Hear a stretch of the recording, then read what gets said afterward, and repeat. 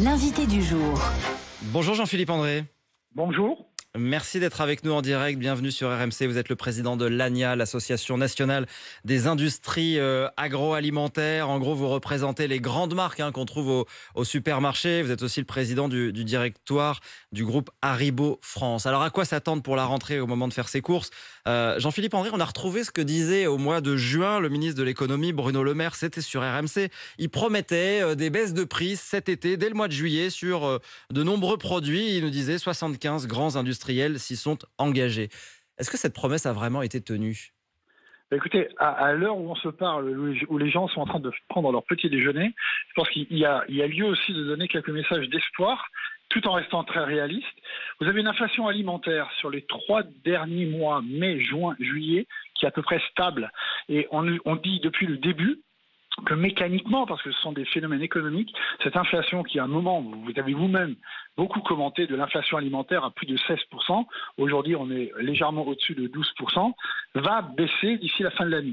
C'est encore énorme, 12%, c'est quand même pas flagrant les baisses de prix là, à 12% d'inflation. Oui, mais quand vous avez 12% en France, là pour le coup, ça va rassurer personne.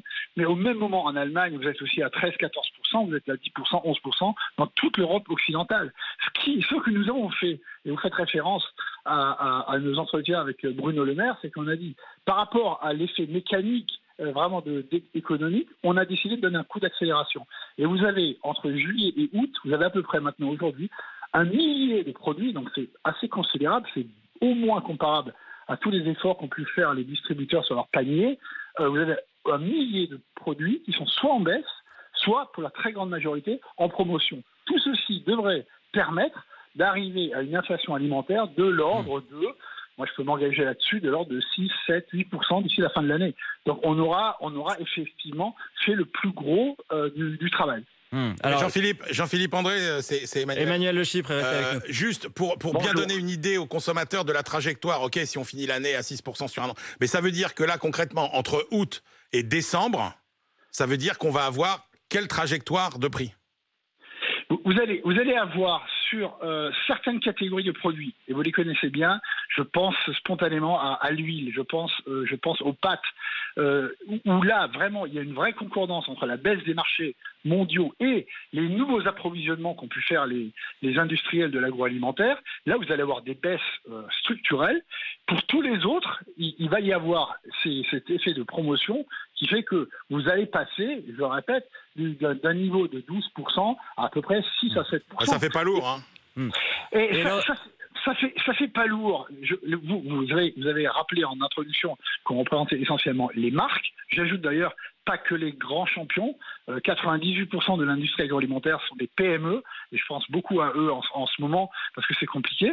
Les augmentations sur les marques de distributeurs sont de 14%. Donc vous voyez bien que si c'était aussi simple, on irait beaucoup plus vite.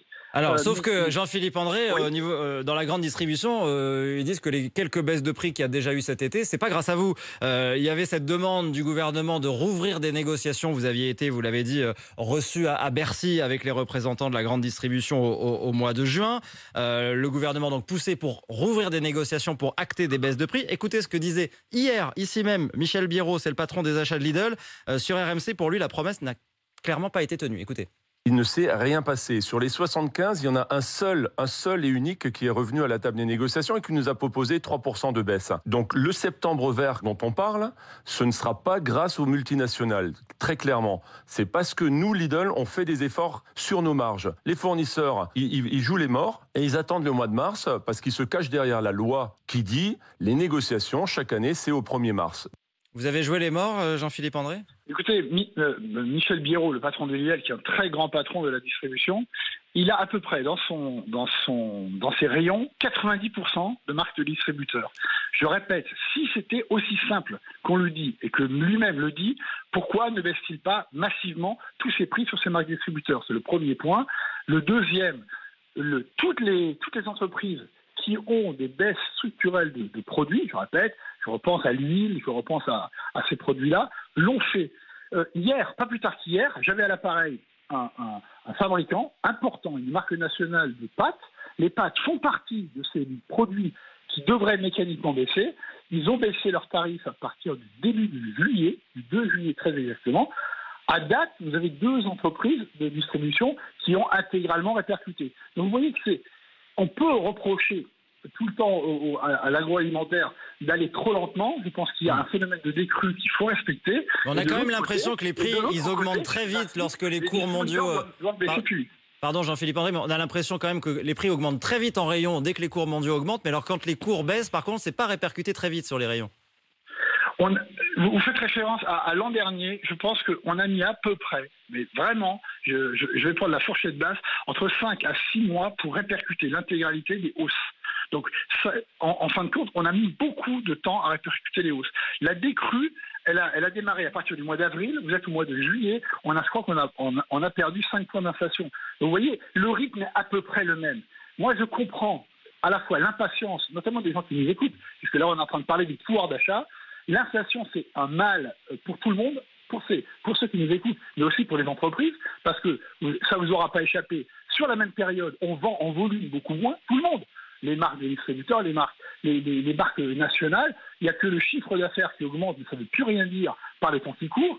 Donc l'inflation, plus vite on en sortira, et les premières prévisions que nous on fait, c'est qu'en début d'année prochaine, après les négociations de mars, on devrait revenir à des niveaux de 3-4%.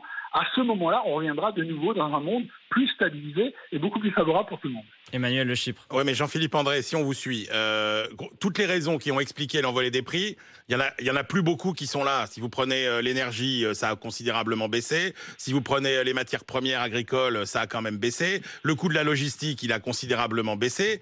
Alors, ok, vous dites il faut 5-6 mois pour répercuter, mais si on suit votre calendrier, ça veut dire quoi? Ça veut dire que c'est pas septembre vert, mais que ce sera janvier vert, février vert, mars vert? Emmanuel Le Chypre, on s'est rencontrés plusieurs fois. Nous, on n'a pas l'habitude de donner des couleurs aux différents mois. Il y a eu des marceaux rouges qui avaient été annoncés sur les différentes antennes. On a parlé de septembre. On parle même déjà, par anticipation, de mars 2024 vert. Il n'y a que très peu, si vous regardez aujourd'hui, de marchés qui sont en baisse. Il y a, depuis le début de l'année, effectivement, le blé tendre, il doit être aux alentours de -20, depuis le début de l'année. L'huile, les œufs sont... Mais vous avez... A contrario, et ça ne fera pas plaisir aux gens qui nous écoutent, vous avez des marchés qui sont complètement à rebours. Le sucre continue d'augmenter. Le prix du porc continue d'augmenter. Certaines variétés de café continuent d'augmenter. Donc il faut vivre avec ça.